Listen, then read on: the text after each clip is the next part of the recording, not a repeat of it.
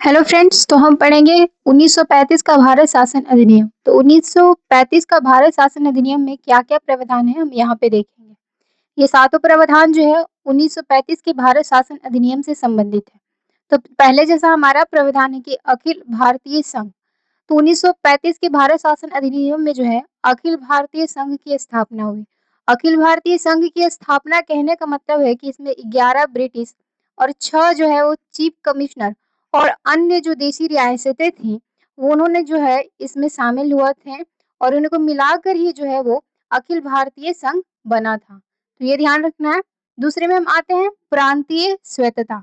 तो प्रांतीय स्वायत्तता कहने से मतलब क्या है? प्रांतीय स्वायत्तता कहने से मतलब है कि इस अधिनियम के द्वारा जो है प्रांतों में द्वैध शासन का अंत कर दिया गया। इस अधिनियम के द्वारा प्रांतों में द्वैध शासन का जो है वो अंत कर दिया गया और इन्हें एक स्वतंत्र क्या किया गया कि इन्हें स्वतंत्र और स्वशासित मतलब कि स्वतंत्र और संवैधानिक तरीके से जो है वो आधार प्रदान किया गया प्रांतों में द्वैध शासन को खत्म करके। यानी कि प्रांतों में द्वैध शासन को समाप्त करके जो है एक स्वतंत्र और स्वशासित संवैधानिक आधार प्रदान किया गया इसमें।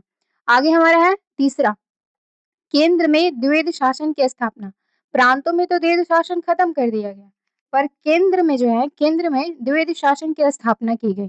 केंद्र में द्वैध शासन की स्थापना की गई और इस जो अधिनियम में है विधायी स्थापना के तहत क्या किया गया कि इस अधिनियम में जो शक्तियां थी विधायी शक्तियां वो केंद्र से राज्यों में जो हस्तांतरित कर दी गई, जिसके तहत जो है संघ सूची का निर्माण हुआ, राज्य सूची का निर्माण हुआ और समरवर्ती सूची का निर्माण हुआ। तो ये तीनों जो है केंद्र में द्वैध शासन की स्थापना के तहत संघ सूची, राज्य सूची और समरवर्ती सूची का निर्माण हुआ। ये 1900 भारत शासन अधिनियम 35 में इसका वर्णन है।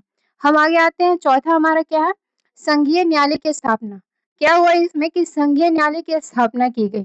1935 के भारत शासन अधिनियम के तहत संघीय न्यायालय की स्थापना की गई। इसका जो अधिकार क्षेत्र था वो प्रांतों और रियासतों तक विस्तृत था। तो इसीलिए इसमें जो एक न्यायालय बनाया गया, एक मुख्य न्यायाधीश, 2 अन्य न्यायाधीश बनाए गए हैं इसमें। और क्या किया गया कि न्यायालय संबंधित जो है अंतिम शक्ति वो प्रिवी काउंसिल को दी गई। यानी कि लंदन को जो है न्यायालय तो बनाया गया पर लंदन को जो है अंतिम शक्ति, अंतिम निर्णय लेने की जो शक्ति है वो लंदन के प्रिवी काउंसिल को दिया गया। तो ये है संघीय न्यायालय व्यवस्था की स्थापना जो है वो 1935 के भारत शासन अधिनियम में किया गया। हमारा नेक्स्ट पॉइंट क्या है? ब्रिटिश संसद की स्वरोचिता।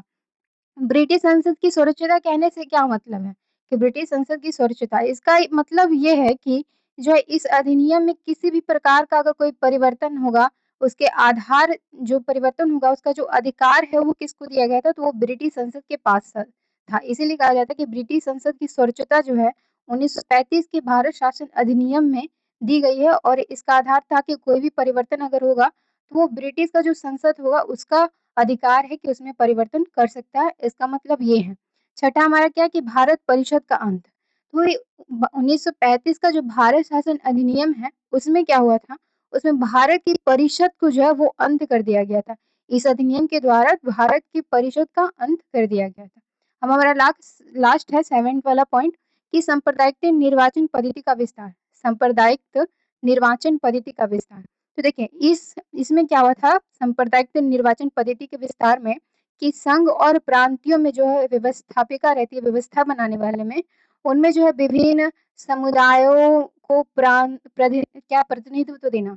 यानी कि हर समुदाय के लोग इसमें प्रतिनिधित्व कर सकते हैं।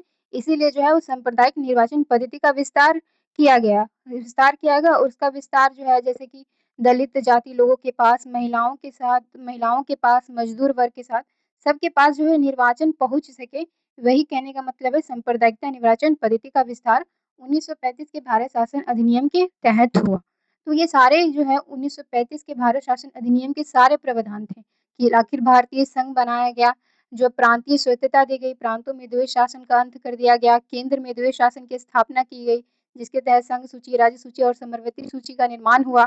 फिर संघीय न्यायालय की स्थापना की गई और संघीय न्यायालय का जो अंतिम निर्णय था वो लंदन के प्रिवी काउंसिल के पास था। ये ध्यान रखने वाली बात है। ब्रिटिश संसद की स्वरोचिता हुई, यानी कि कोई भी अधिकार में परिवर्तन करने का अधिकार ब्रिटिश संसद के पास था और भारतीय परिषद का अंत कर दिया गया। भारत में एक परिषद गठित थी अपने राज्य के संचालन के लिए या देश के संचालन के लिए, तो उसे जो है भारतीय परिषद का गठन का जो है वो उसको अंत कर दिया गया। फिर सांप्रदायिक निर्वाचन पद्धति में है कि दलित वर्ग, महिला वर्ग, मजदूर वर्ग सबों को जो है निर्वाचन में भागीदारी के लिए इसे किया गया। तो ये 1935 का भारत शासन अधिनियम का सारा प्रावधान था। अच्छा लगेगा तो ज़रूर सेशन को लाइक कर दीजिएगा और चैनल को सब्सक्राइब कर लीजिएगा। Thank you friends.